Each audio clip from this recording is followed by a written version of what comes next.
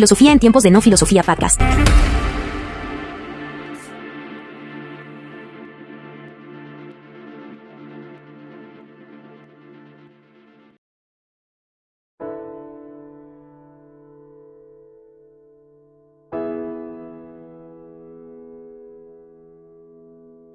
Bienvenidos al episodio número 16 y hoy vamos a hablar de algo muy interesante pero a la vez tan brillante, ¿no? Que no rige una complejidad, que es de Martha Nussbaum y la teoría de las capacidades. Recordemos que estamos en este periodo de la ética, estamos hablando de ética, y en este episodio vamos a adentrarnos en la vida y obra.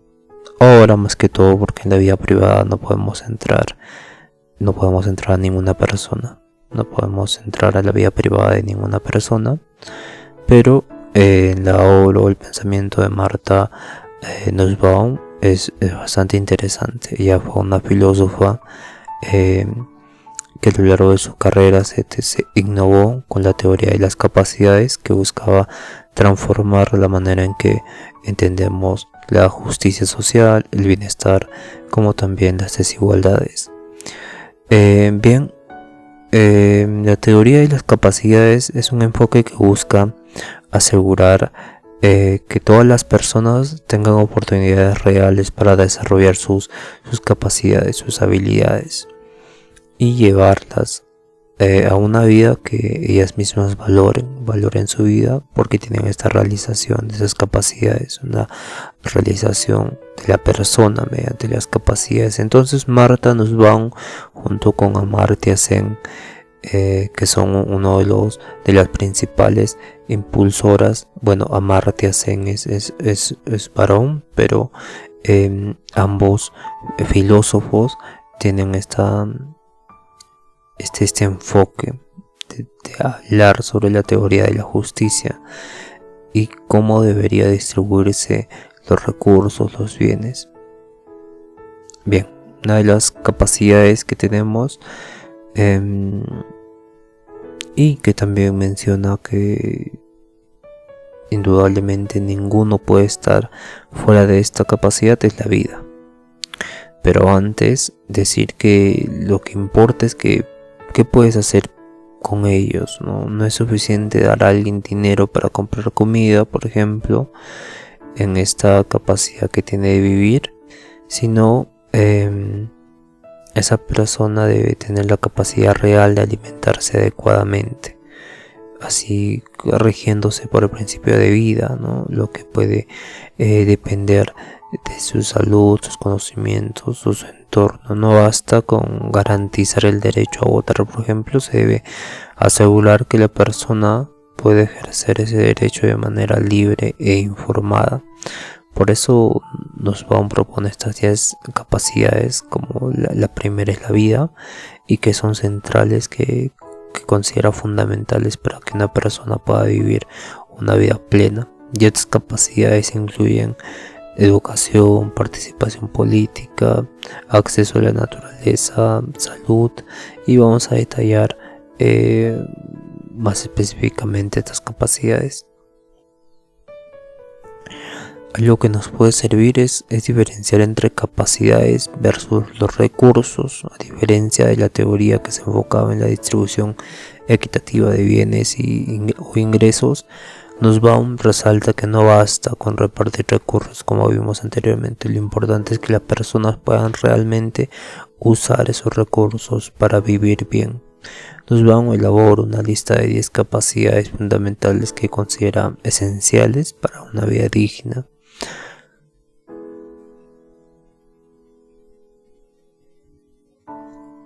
Por ejemplo, la vida.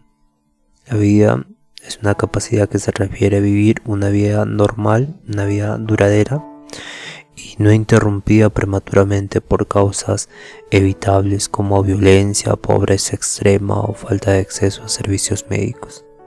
Esta capacidad de la vida implica garantizar condiciones básicas de supervivencia como agua potable, alimentación y seguridad.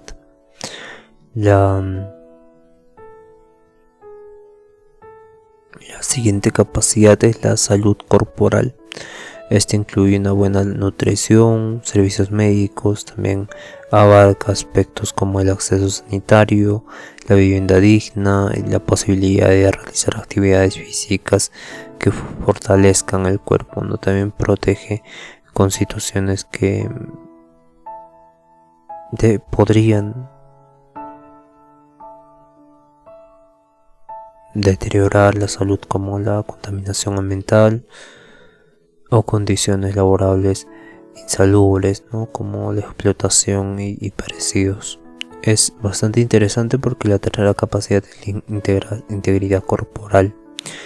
Esta capacidad significa que nosotros tenemos la capacidad de movernos libremente, de estar protegidos contra cualquier violencia, sea doméstica, sexual, de género y demás.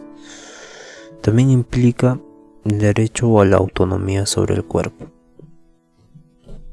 incluyendo decisiones sobre la reproducción y la sexualidad, y asegura que el cuerpo no sea objeto de abuso, ¿no? De abuso, de explotación, en esta tercera capacidad que es la integridad corporal.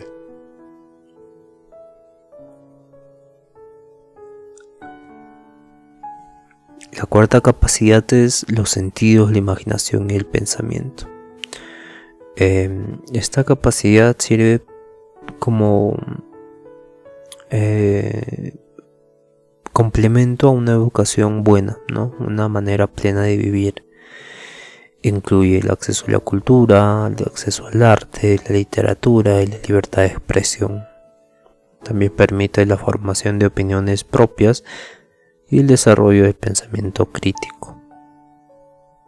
La quinta capacidad es las emociones, poder experimentar, expresar afectos como el amor, la tristeza, la gratitud, la ira.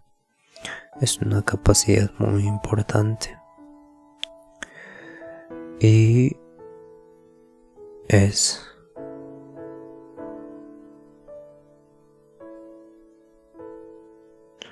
una de las capacidades que se puede limitar también, ¿no? Contar con la posibilidad de construir relaciones significativas y de apego con otras personas. Incluye también la protección frente a expectativas que destruyen esta capacidad emocional, como el maltrato infantil, la violencia, o el aislamiento, el abandono y demás. La sexta capacidad es la razón práctica, ¿no? La capacidad de reflexionar sobre la propia vida, fijarse metas,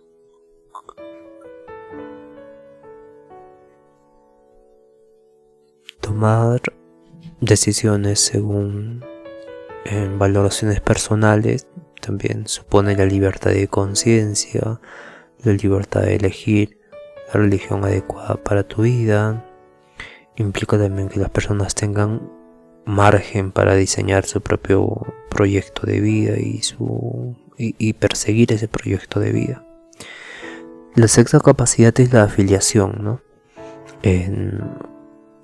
Que esta afiliación está relacionada con las relaciones sociales, ¿no? Poder vivir con y para otros, fomentar amistades, participar en redes sociales, colaborar con proyectos comunes, el respeto y no discriminación.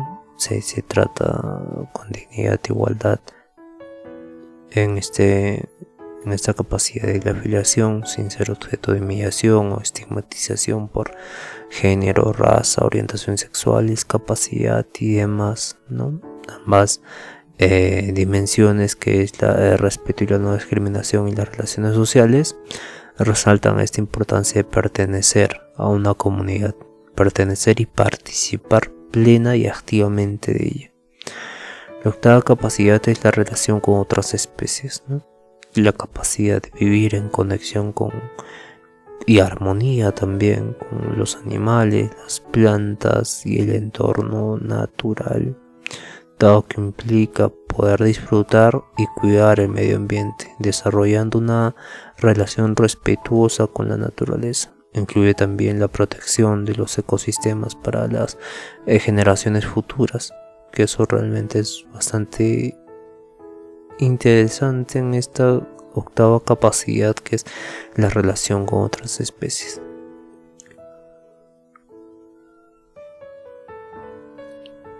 Otra capacidad es el juego, aunque sí es entendible también, porque es la capacidad de disfrutar del ocio, de las actividades recreativas. Incluye también el derecho a descansar, el derecho al tiempo libre, a desarrollar la creatividad. También destacar el esparcimiento, la diversión para el bienestar humano. Es bastante interesante como la última capacidad, bueno, no la última, ¿no?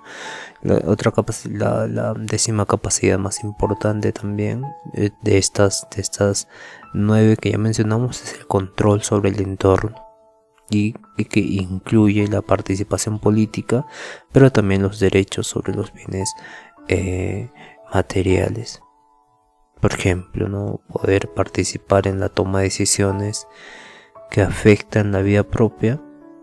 Esta participación política de votar al alcalde de donde vives, al representante, tener derechos políticos,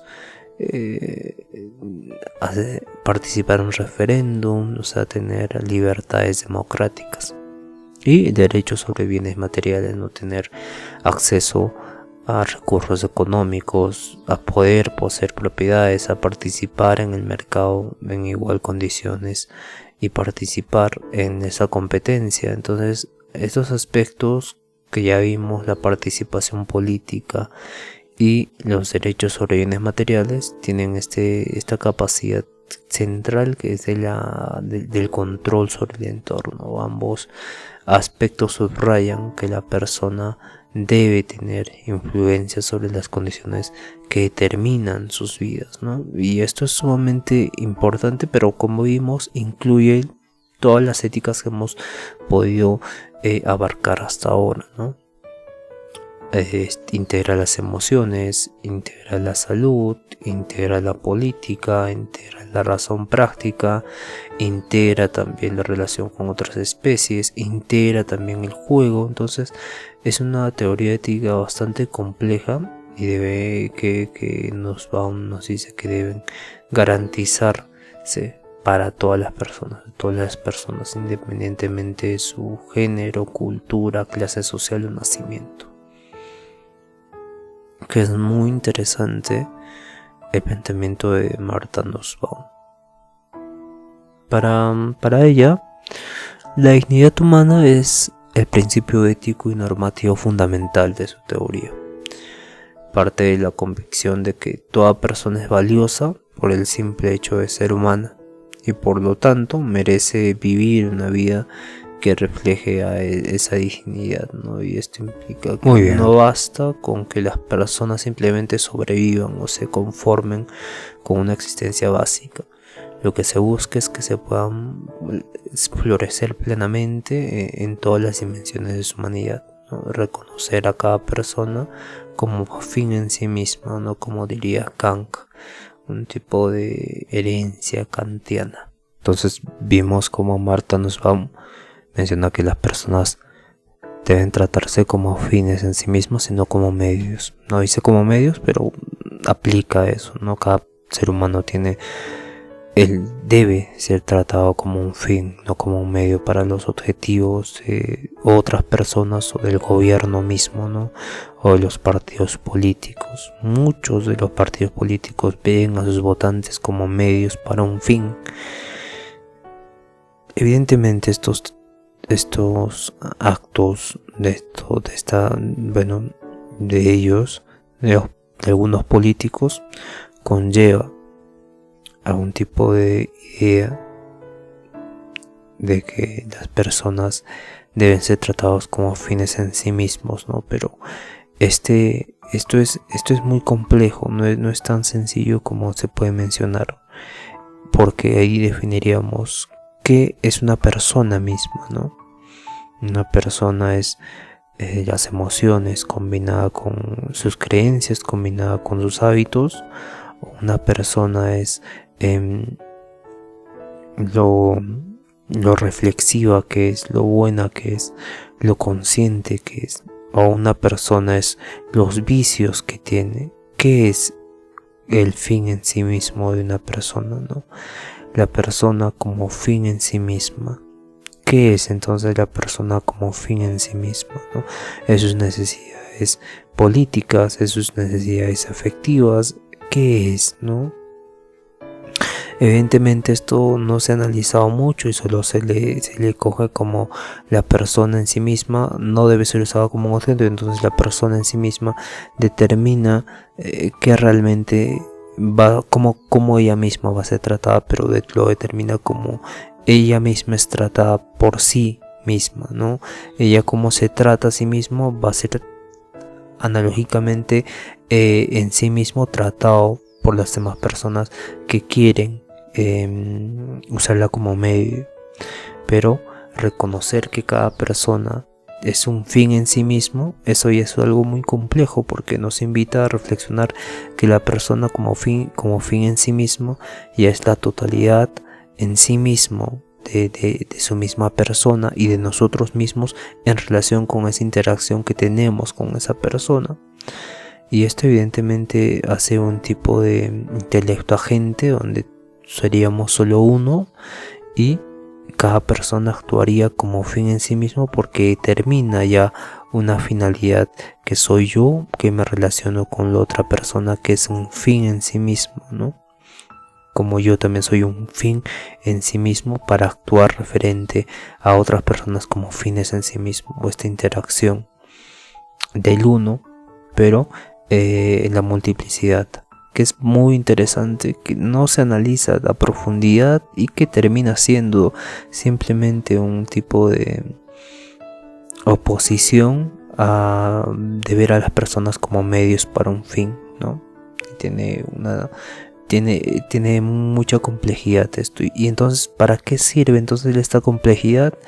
Para abrir el entendimiento, para abrir la conciencia. ¿Y qué ganas abriendo la conciencia? Ganas independencia, reflexión, crítica y una vida más plena, porque comprendes más allá de lo aparente. Y cuando no comprendes más allá de lo aparente, terminas en una prisión de prejuicios, en una prisión de manipulación, en una prisión de dependencia de otros.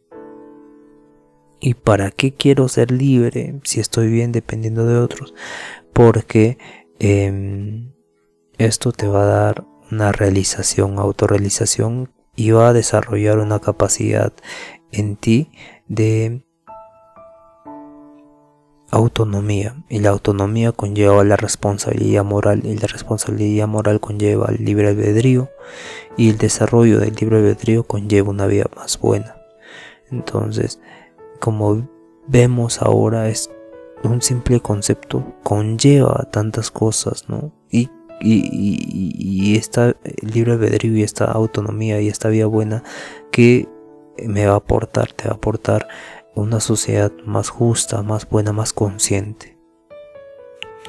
Y podemos seguir con eso, ¿no? Diciendo que si te va a llevar a una vida más plena, entonces van a cambiar tus hábitos, tus emociones, tus pensamientos. Va a surgir el problema de la identidad, ¿no? Y ahí ya se hablamos de muchas cosas más, pero todo conlleva a este primer principio. No es un principio, sino a este principio de dignidad humana, ¿no? Que es reconocer a cada persona como fin en sí misma y no como medio, que es sumamente complejo pero muy interesante, muy interesante analizar. Que entiendo que en la vida pragmática de la sociedad no puede hacer por ahora se pueda primar esto, no se puede hacer primordial esto, pero lo que intento decir es que con el desarrollo de toda esta filosofía, con el desarrollo del entendimiento, con la apertura de la conciencia, la sociedad puede cambiar, puede mejorar, y puede mejorar de forma natural, de forma orgánica, sin imposiciones deontológicas o reglas a priori sobre principios universales, que es algo también muy discutido. Bien, vamos a continuar entonces. Más allá de esta mera supervivencia, de ver a los hombres como medios para un fin, la vida digna no solo es vivir, sino es vivir bien, ¿no? Y eso es lo que me refería, ¿no? Nosotros podemos solo vivir, como todo el análisis que hice, pero también podemos vivir bien, y no basta con satisfacer necesidades mínimas de alimentación y seguridad, sino que la dignidad exige que las personas puedan participar plenamente de la sociedad. ¿Y que impide que las personas participen plenamente de la sociedad? Los prejuicios, las imposiciones sociales, las prácticas colectivas y demás. ¿Y cómo eliminamos todo esto? El desarrollo de la conciencia y la comprensión para que el ser humano, para cada persona, vea a la otra persona como fin en sí mismo y no como medio. También desarrollar capacidades intelectuales y emocionales que evidentemente nos van a llevar a un buen vivir bien, y ejercer una autonomía y tomar decisiones sobre nuestras propias vidas, tener esta independencia psíquico-moral, que es básicamente lo que se debe hacer. Y es algo que voy a retomar, ¿no? Para el 2026. Es algo que planeo retomar. Yo planeo publicar este tipo de desarrollo de esta autonomía moral, psíquico-moral, que es muy interesante, es sumamente complejo, pero a la vez simple. Y esos textos, esos libros que son simples pero complejos, conllevan un tipo de mirada introspectiva. Esa es la palabra, de la introspección del hombre. Y también Marta nos dice que la dignidad implica la atención a la diversidad humana, ¿no? La dignidad no es igual para todos de manera uniforme, porque las personas tienen diferentes situaciones, diferentes necesidades, diferentes capacidades, y una persona con discapacidad, por ejemplo, requiere apoyos específicos para una vida digna, y una mujer en situación de violencia necesita condiciones distintas a las de un hombre con libertad plena. También necesitan garantías para los más vulnerables, donde la teoría de las capacidades destaca que el respeto a la dignidad humana debe aplicarse especialmente a quienes se encuentran en situaciones de vulnerabilidad, como personas con discapacidad, adultos mayores, niños, comunidades marginadas, también personas en condiciones de pobreza extrema. Es bastante interesante también como existen otras teorías, ¿no? Que tienen diferencias. Por ejemplo, el utilitarismo. Ya mencionamos este utilitarismo, ¿no? Y hay mejores formas de aplicar la ética, como vimos con Robert Nozick, y ayer estuvimos hablando con si bien no recuerdo, este filósofo que resulta bastante complejo e interesante, que es Scanlon, y este enfoque en los principios morales, pero basados en este contractualismo moral, ¿no? En este contractualismo moral que pone énfasis a la razonabilidad, ¿no? Priorizar la racionalidad, que no haya contradicciones en esta racionalidad, pero que no las hay igualmente, ¿no? Porque ya determina un tipo de aceptación el ser racional, y tener esta capacidad de aceptar esa racionalidad y que se llegue a un consenso y que sea interrelacionado con los afectados, ¿no? Con el que toma las decisiones y al que le afectan las decisiones, que es bastante interesante y mucho más completo que el utilitarismo, porque toma ambos elementos, que es la deontología y el utilitarismo también. Bien, pero Martha Nussbaum también, ¿no? Es bastante interesante esta teoría de las capacidades, porque abarca ya también las emociones, abarca el contexto con el medio ambiente, abarca las relaciones interpersonales, bastante completo. Bueno, por ejemplo, si mejorar la economía de un país requiere que algunos trabajen en condiciones indignas, el utilitarismo podría considerarlo aceptable, pero Nussbaum, con la teoría de las capacidades, rechaza esa visión porque compromete la dignidad de las personas, ¿no? Y evidentemente las teorías que miden el bienestar solo con el ingreso o el PBI, el Producto Interno Bruto, no captan las barreras reales que enfrentan las personas para vivir dignamente, como el bienestar emocional, el bienestar social, el bienestar psicológico, el bienestar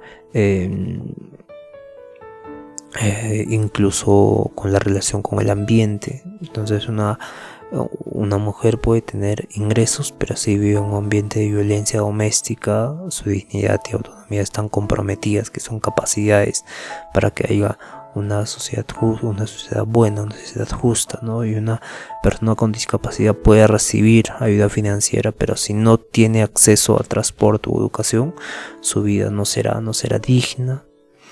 Y Nussbaum plantea que la justicia entonces exige que todas las personas alcancen al menos un umbral mínimo de capacidades básicas, que son esas 10 que ya hablamos, ¿no? Vida, salud, integridad, participación y demás. Y ese umbral es el punto de partida de lo cual la vida es aceptable ser vivida, y es una vida con dignidad, y ninguna persona debe quedar debajo de ese umbral, ¿no?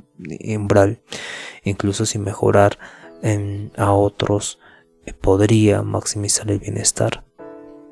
Este umbral de las discapacidades es sumamente importante porque conlleva un tipo de sentido holístico de la vida, sentido holístico de la buena vida, sentido holístico ético. Porque la capacidad de la vida, de la salud, de la integridad corporal, de los sentidos, del pensamiento, de las emociones, de la razón práctica, de la afiliación, de la relación con otras especies, del juego, del control sobre el entorno, son para nosotros básicas para que se pueda vivir correctamente y bien también. Ese es el umbral mínimo, ¿no? La noción de dignidad humana en Nussbaum, en Martha Nussbaum, es sumamente importante, porque se basa en estos enfoques en el derecho a los humanos, pero como vimos tiene influencias de Kant también, Nussbaum, y programas de educación inclusiva para niños con discapacidad son ejemplos de estos enfoques en derechos humanos y políticas públicas que resaltan la dignidad humana. También políticas de igualdad de género que promuevan la participación de las mujeres en las votaciones, ¿no? Medidas para garantizar también que las personas mayores tengan una vida activa y no sean marginadas. En resumen, ¿no? La dignidad es tratar a cada persona como valiosa y capaz de desarrollar su potencial.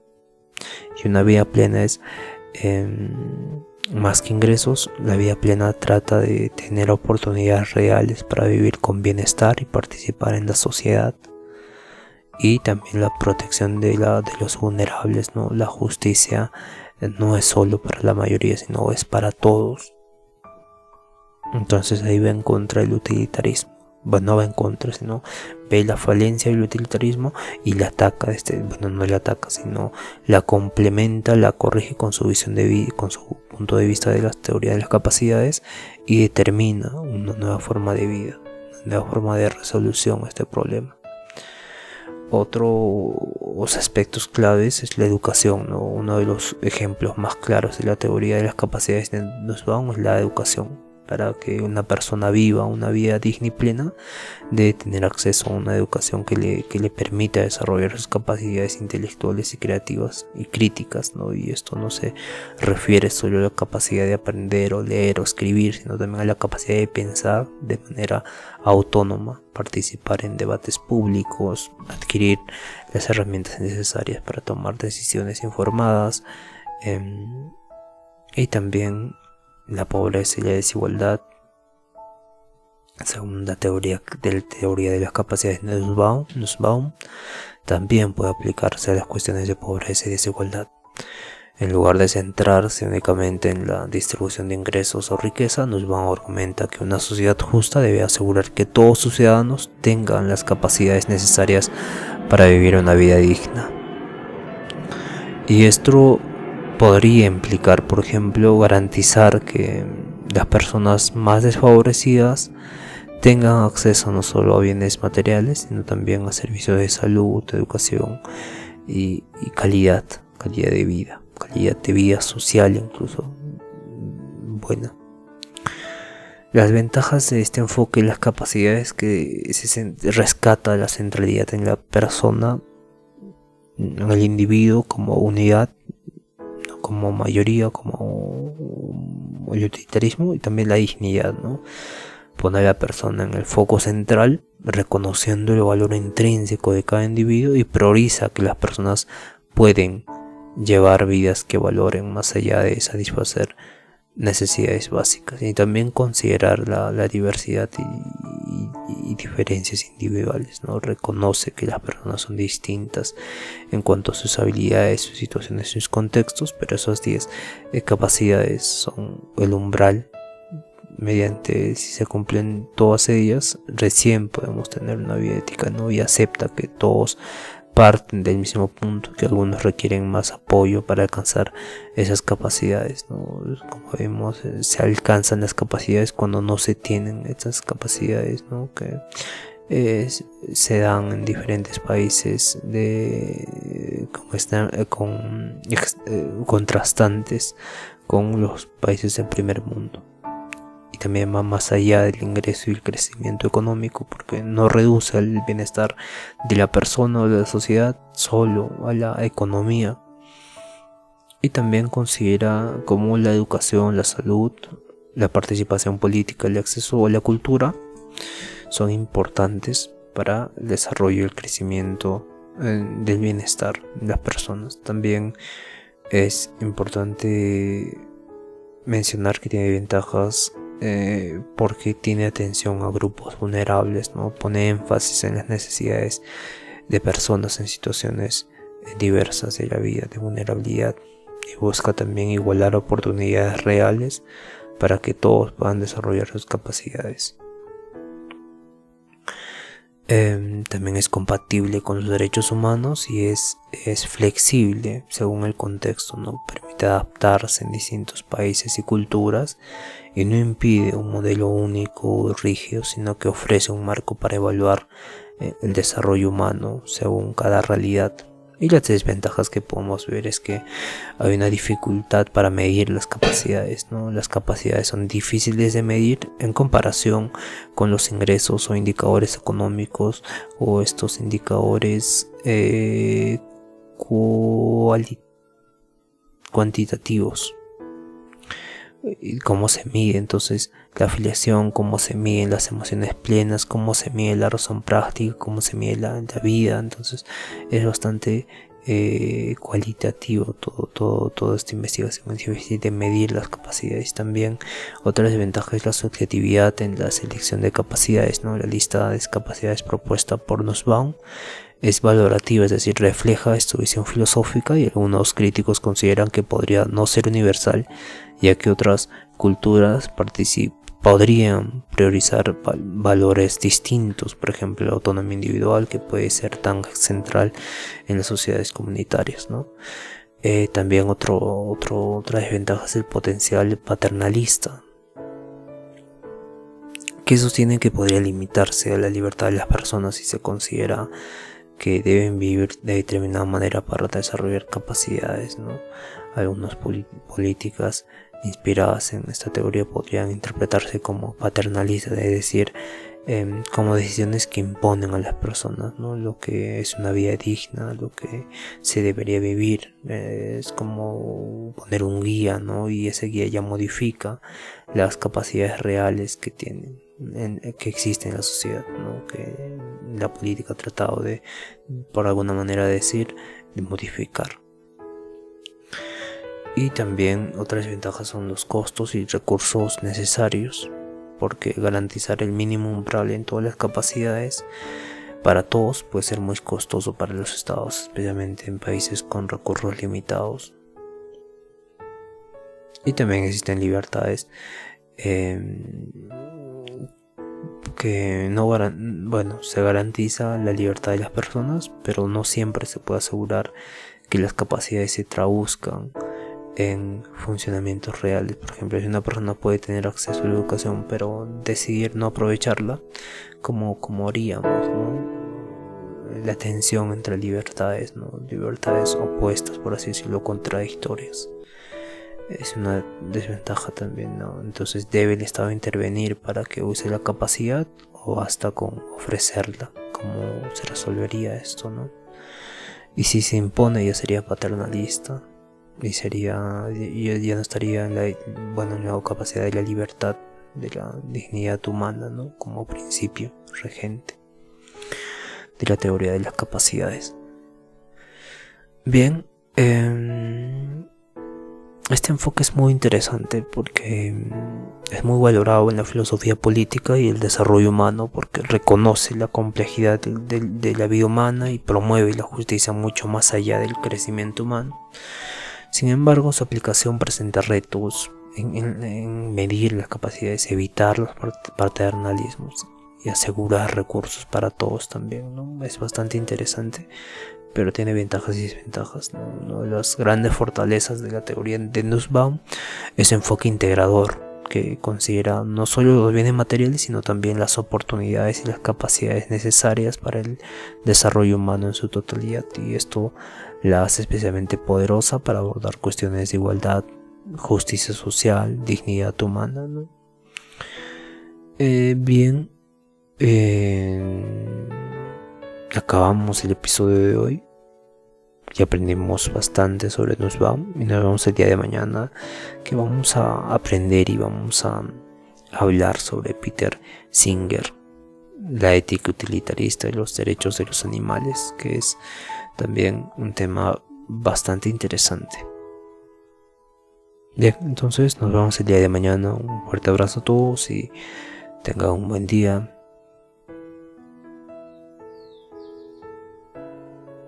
Y podemos decir, no tenemos ninguna necesidad de esto. Cualquier malestar, emoción negativa, cualquier cosa. Bien, nos vemos el día de mañana. Cuídense todos.